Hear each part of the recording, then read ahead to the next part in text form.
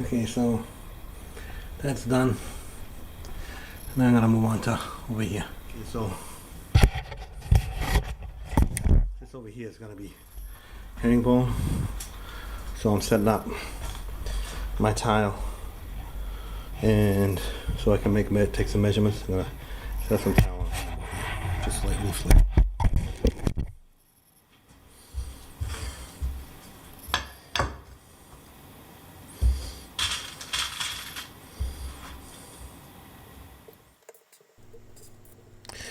Because this backsplash, little backsplash section I'm doing over there is small, I can lay out the whole length of the backsplash in the herringbone.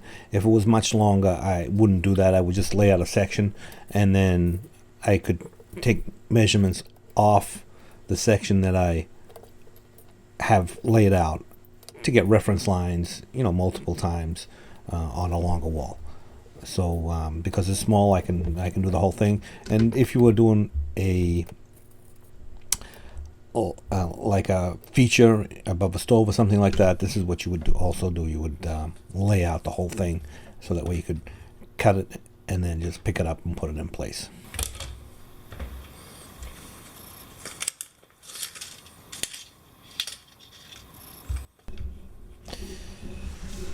So what I'm doing here, this is approximately the center of my entire pattern for that wall, and I'm measuring the center of a tile on the short side, because that's where my center line is going to be for my entire pattern.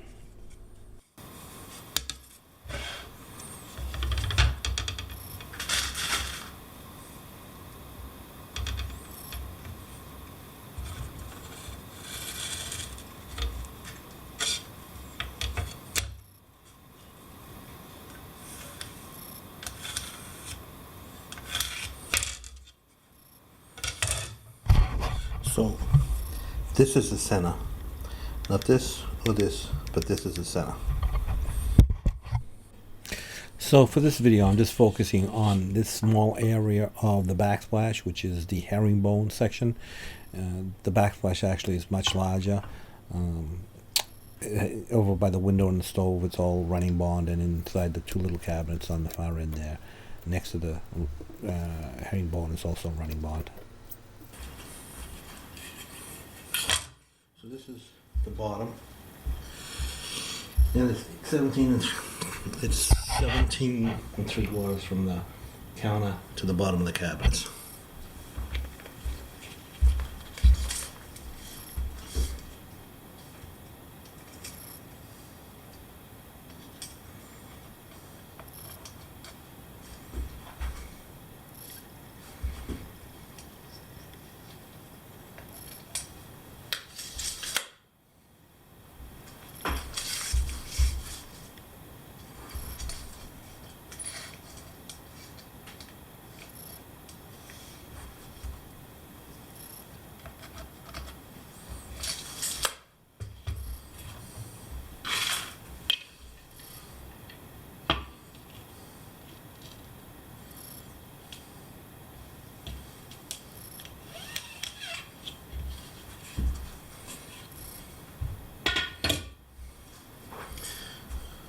So this is going to be top and bottom top, and this is going to be bottom.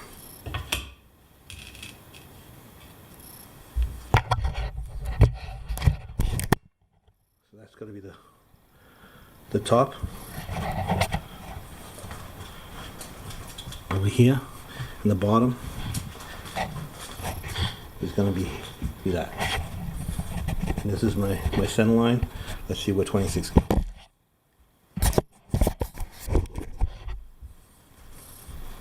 I think it's 26 and a half. 26 and a half. Okay, so if I start like this, at that bottom, and I'll cut all these like this, then this is my piece up here, right here. So that's good. Now this is my center line. I'm going to make it 26 inches. This way. It's actually 26 and a half. Let's do it like this. 26 and a half.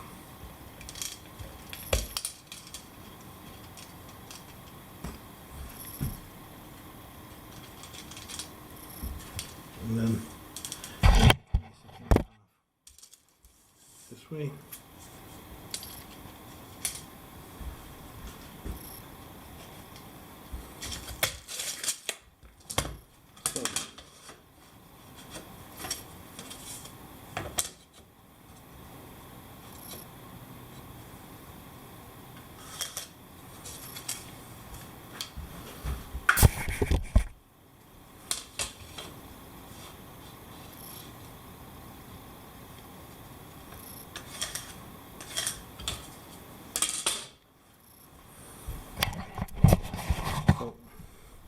This is what I'm going to get at that wall. This is what I'm going to get. Imagine that's a wall.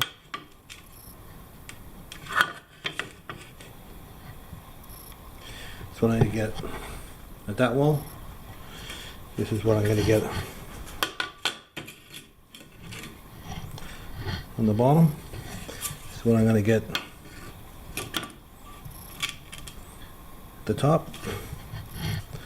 And this is what I'm going to get on that wall. So it works out really nice. So I'm going to start cutting these and then start putting them up there.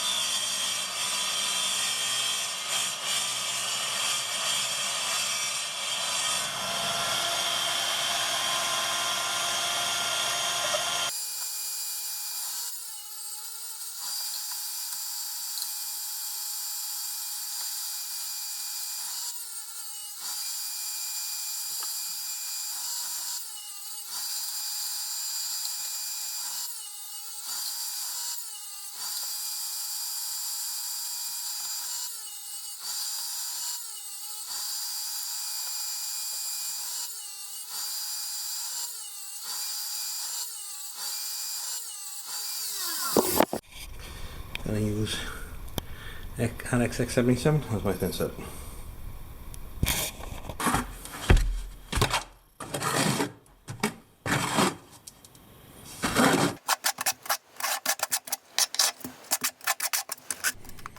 Okay, since this is a dry area, it's never gonna see any water. Dry wall is perfectly fine. And also, because these are small tiles, 3x6, the recommendation pretty much always is when you spread your thinset to go have the trowel lines go in a straight line. Now this is very important for larger tiles. For smaller tiles like a 3x6 or mosaic tiles, it's still a good idea just to do it so that you just get in the habit, but it's not at all really critical, because you can actually get some pretty good pressure on the tiles and collapse those lines just by pushing them in, and there's not a lot of room for air to be trapped. So when you got smaller tiles, it's not as important, but it's a good idea to just do it so that you're in the habit of doing it. So what I'm talking about here, just to be perfectly clear, is that directional troweling. All the lines of the thinset should all go in one direction.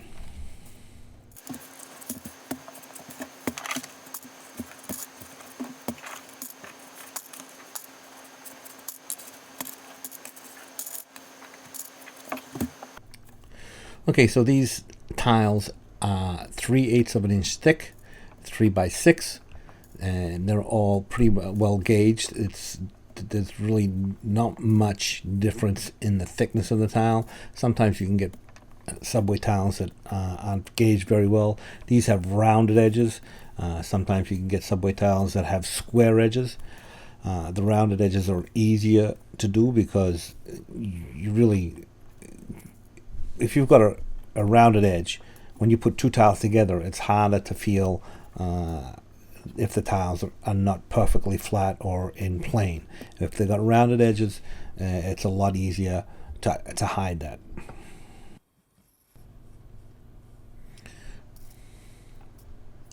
So these tiles, as I was saying, are 3/8 inch thick, and I'm using the 1/4 inch square notch trowel. I don't like to use anything smaller than that unless it's a mosaic tile. The backs of these tiles are flat, so when you push it into the thinset, you get really good coverage. That combined with the fact that they're very small tiles, again 3x6, so collapsing the ridges and getting good coverage is pretty easy with a 1/4 inch square notch trowel and a flat back of the tile. Also, I'm using an 1/8 inch space, just as a note. No tile should ever be put butted tight to each other, and the minimum grout line is a 1/16 of an inch. No installation of any kind of tile should ever be done with a grout line smaller than a 1/16 of an inch. And just again, here I'm actually using an 1/8 of an inch.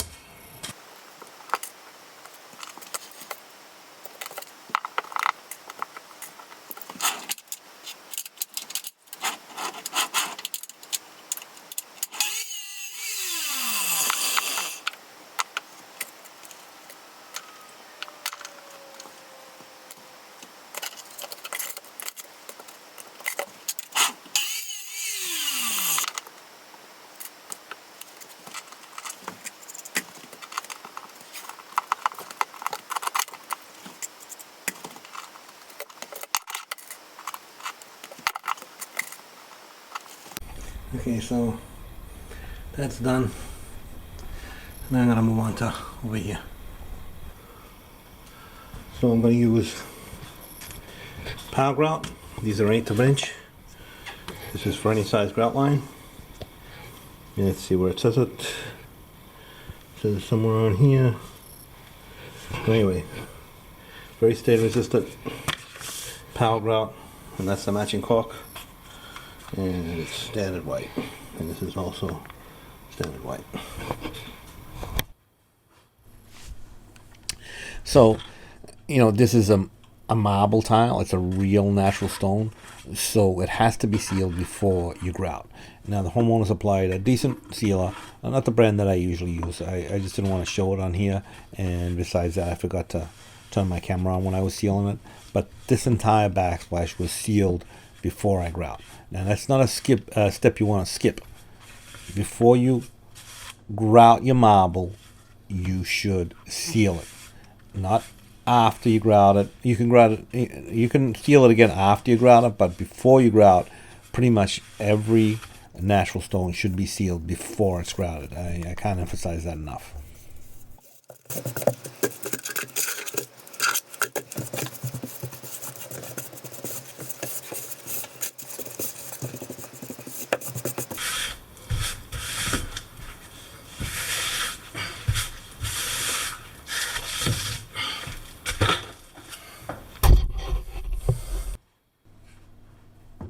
Okay, so it looks like I grouted it and then I went right ahead and washed it, but that's not actually what happened. I grouted this area and then I went and grouted another area, and then I came back and touched the grout line and saw that there was no transfer to my finger, so I knew that it was ready to wash. So you don't want to just, especially with the power grout, you don't want to just fill the grout lines and then wash it right away. You have to wait for the grout to set up a little bit.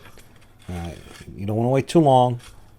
So you periodically go back and you put your finger on a grout line, and if there's no transfer of grout to your finger, that means it's ready to wash. And you want to always use clean, cool water to wash and to mix your grout.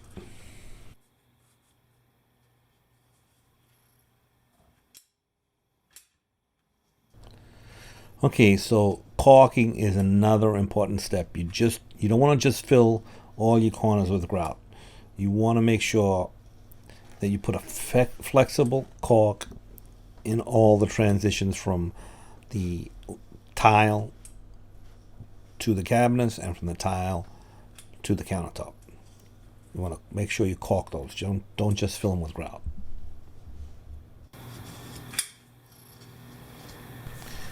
Okay, so I hope you enjoyed the video, and as always, don't forget to subscribe. Leave your comments in the comment section below, and also check me out on Patreon. I'll leave links to relevant sites in the description below, and also check out my PDF. I have one for now. It's a paid for PDF. It's for sale. It's for the general guidelines for the installation of floor tile. I think it's got some really good stuff in there, and if you buy it, you support me and help me continue to make videos. Again, thanks a lot, and don't forget to subscribe.